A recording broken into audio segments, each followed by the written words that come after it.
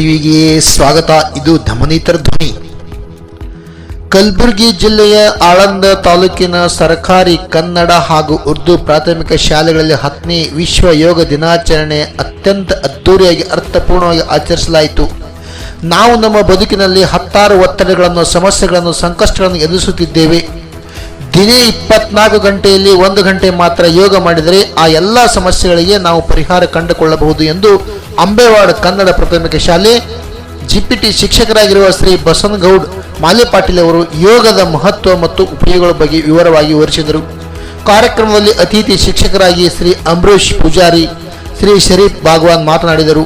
ಈ ಯೋಗ ಶಿಬಿರ ಕಾರ್ಯಕ್ರಮದಲ್ಲಿ ಕನ್ನಡ ಶಾಲೆಯ ಮುಖ್ಯ ಗುರುಗಳ ಲಕ್ಷ್ಮಣ ಜಳಕಿ, ಉರ್ದು ಶಾಲೆಯ ಮುಖ್ಯ ಗುರುಗಳ ಶ್ರೀ ರಫೀಕ್ ರೇವೂರ್ಕರ್, ಶ್ರೀ ವಿಜಯ್ ಕುಮಾರ್ ಜಿಡ್ಗೆ, ಶಿವರಾಜ್ ಪರಮೇಶ್ವರ್ ಮಣೋರೆ, ಕನ್ನಡ ಉರ್ದು ಶಾಲೆಯ ಮಕ್ಕಳು ಪಾಲ್ಗೊಂಡಿದ್ದರು.